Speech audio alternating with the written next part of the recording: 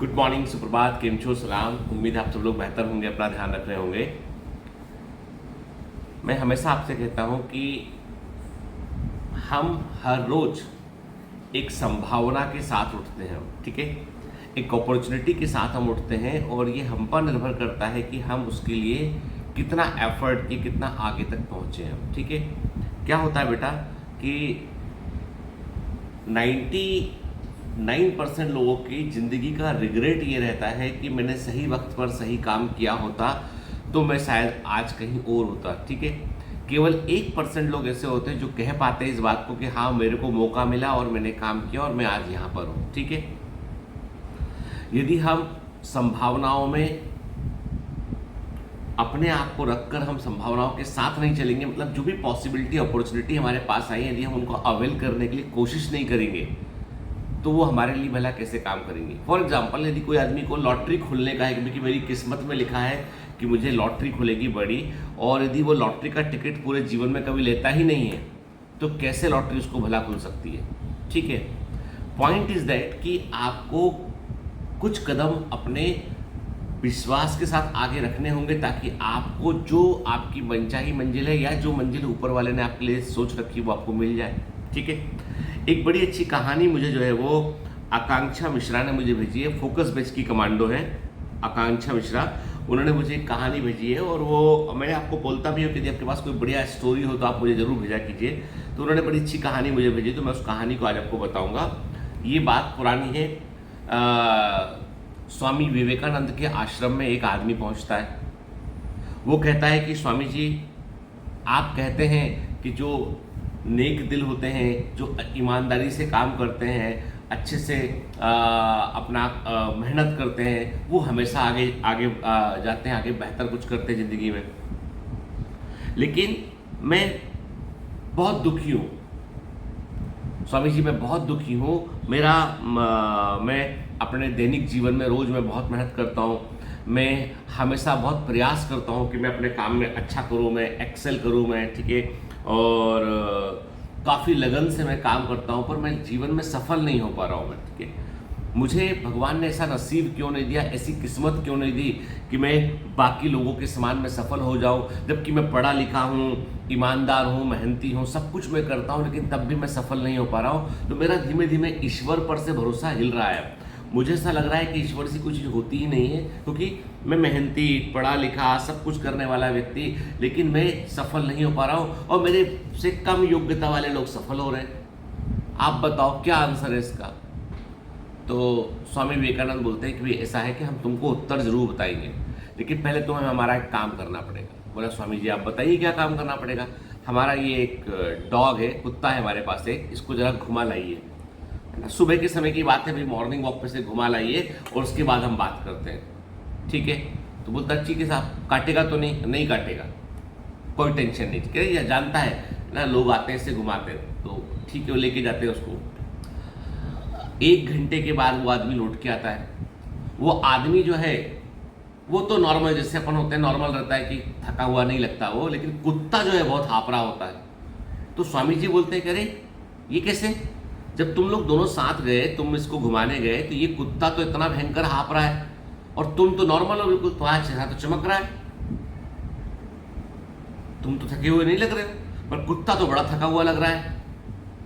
बोला, स्वामी जी मैं क्या बताऊं, जैसे आश्रम से बाहर निकले ना, तो जो भी गली में कुत्ता दिख जाए उसके पीछे ये पड़ जाए भौंकता हुआ, कभी इधर भौंके कभी उधर भौंके, इस गली दौड़े उस गली दौड़े। अब मैं कहाँ कहाँ दौड़ता, तो मैं धीमे धीमे अपने जगह पे खड़ा रहा, धीमे धीमे आगे बढ़ता रहा। ये जाएगा गली में, दौड़ के आएगा, फिर लौट के मेरे पास आएगा, फिर दौड़ के जाएगा, फिर लौट के मेरे पास आएगा। इसने जाने कितनी गलियां जो है छान मारी इसने, मोहल्ले पड़ोस के हर कुत्ते को भगाया इसने, और बाद में लौट के मेरे पास आ जाए।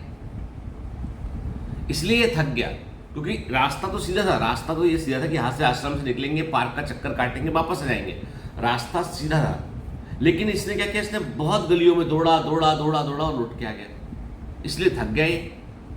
मैं नहीं थका क्योंकि मैं सीधे रास्ते पे चल रहा था। स्वामी जी बोल रहे हैं कि बस यही तो उत्तर है तुम्हारे प्रश्न का। बोले नहीं, समझ में नहीं आया। बोला, उत्तर ये है कि तुम जो है जब भी कभी कुछ भी करते हो, तुम बहुत सारे लोगों से अपने आप को कंपेयर करते हो कि फला ने ये कर लिया, ढिकाने ये कर लिया, उसने वो अचीव कर लिया, इसने ये अचीव कर लिया है, मुझे भी ऐसा करना है, मुझे भी उसके समान करना है। तो तुम्हारी ज़िंदगी में सबसे बड़ा ड्राइविंग फोर्स कंपैरिजन है। तुम हर उस आदमी के पीछे लग जाते हो जो तुमको सफल लगता है, बेहतर करता दिखता है। तुम अपनी मंजिल और अपना रास्ता छोड़ के तुम उसके रास्ते पे चलने लगते हो। फिर लगता है कि नहीं यार इसके रास्ते पे जाके कि नहीं नहीं काम नहीं हो पा रहा, फिर लौट के आते हो, फिर अपने रास्ते पे चलते हो। तो तुमने भले ही इतने साल तक प्रयास किया हो, लेकिन हर बार तुमने प्रयास क्या किया है, दूसरे के कहने में आके किया है। तुमने अपने रास्ते खुद बनाने की कोशिश नहीं की। तुम सीधे रास्ते पर चलने के बजाय तुम आपसी द्वेष में, जलन की भावना में, ठीक है, दूसरे से मुकाबला करने में, उसमें लगे रहे। इसलिए तुमको लगता है कि मेहनत तो इस कुत्ते ने भी बहुत की है, मेहनत तो इस कुत्ते ने भी बहुत की। तुम जहां पहुंचे वहीं ये पहुंचा घूम फिर के, लेकिन ये हाँफता हुआ पहुंचा, तुम बगैर हाँफे पहुंचे हो। फर्क इस बात का है कि तुम सीधे रास्ते पर चल रहे थे, ये हर गली में दौड़ रहा था, हर कुत्ते के पीछे दौड़ रहा था। तो हर वो छोटी मोटी इच्छाएं जो बीच में जगती हैं, उनके पीछे तुम दौड़ जाते हो। तुम लोगों से कंपैरिजन के पीछे तुम दौड़ जाते हो। तुम अपने असफलताओं का वजह दूसरे में ढूंढते हो कि उसने ऐसा कर दिया इसलिए इसके पास नहीं जाऊंगा, अब इसके पास जाऊंगा।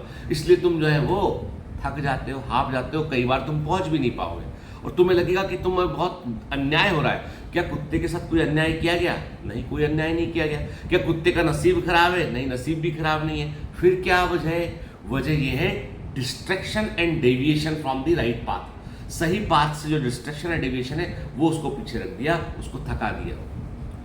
तो जीवन में जब भी कभी बड़ी सफलता चाहिए हो तो अपना रास्ता तय कर लीजिए, उस रास्ते से डेविएट मत होइए। चाहे जितनी बाधाएं आए, चाहे जितनी दूसरी चीज़ें दिखाई पड़े, आपने तय कर लिया कि आपको वहाँ पहुँचना है तो उसके लिए चलते रहिए लगातार, तो बगैर हाफे पहुँच जाएंगे। स्टोरी छोटी है लेकिन इसका मैसेज बड़ा है, जो कहता है कि आपको जो है दूसरों से होड़ मत कीजिए, अपनी मंजिल खुद बनाइए। ठीक है, हमें अपने बहुमूल्य समय और क्षमता दोनों को सहेज के रखना होता है किसी बड़ी मंजिल तक पहुंचने के लिए।